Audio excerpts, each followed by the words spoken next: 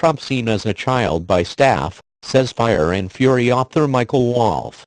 The author of the controversial book on Donald Trump's White House has defended his reporting, saying that he stands by everything he wrote and that the president's staff see him as a child. Michael Wolff, who says the book is based on about 200 interviews, was responding to the president's claims that it was full of lies. Mr. Trump says he never spoke to him, but Mr. Wolff told NBC's Today Show that they spent 3 hours together. The book has now gone on sale early.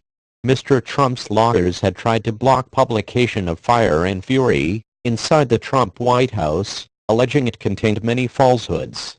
The president himself tweeted on Friday that the phony new book was being pushed by the media and others to hurt him. He added, "They should try winning an election."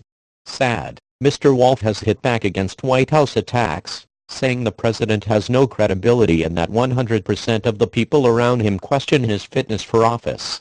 He added that White House staff described the president as childlike because he has the need for immediate gratification.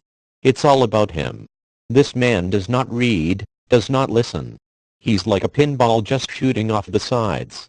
The book cites former top aide Steve Bannon as describing a meeting at Trump Tower in New York between a Russian lawyer and Trump election campaign officials, including Mr. Trump's son Donald Jr., as treasonous.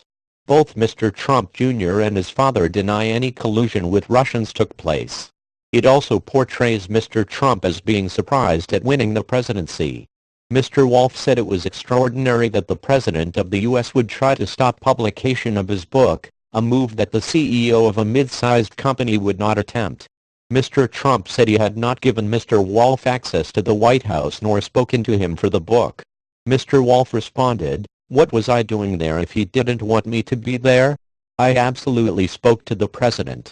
It was not off the record." He said he had spent 3 hours with Mr. Trump in total, both during the election campaign and after the inauguration.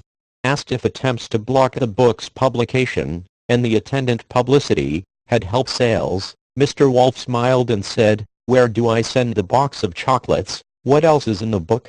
Mr. Wolff's book makes many claims, including that the Trump team was shocked and horrified by his election when his wife, Melania, was in tears of sadness on election night. Mr. Trump was angry that A-list stars had snubbed his inauguration. The new president found the White House to be vexing and even a little scary. His daughter, Ivanka, had a plan with her husband, Jared Kushner, that she would be the first woman president. Ivanka Trump mocked her dad's comb-over hairstyle and often described the mechanics behind it to friends. The book is reportedly based on more than 200 interviews, but some excerpts have been criticized and questioned. Still, even if only half of what the book contains is true, it paints a damning portrait of a paranoid president and a chaotic White House, BBC North America editor John Sapel says. One of the key claims is about the Trump Tower meeting. Mr. Bannon is quoted in the book as saying about it, "They're going to crack Don Jr. like an egg on national TV. The meeting is being investigated by special counsel Robert Mueller as part of his inquiry into possible collusion between Trump campaign officials and Russians." What has the White House said about Bannon? Mr. Trump said Mr. Bannon, who was sacked in August, had lost his mind after losing his White House position. On his Breitbart radio show on Wednesday, Mr. Bannon responded to the president's criticism by saying Mr. Trump was a great man and that he supported him day in and day out. On Thursday, a reporter asked Mr. Trump if his former strategist had betrayed him. "I don't know. He called me a great man last night, so he obviously changed his tune pretty quick," the U.S. leader responded.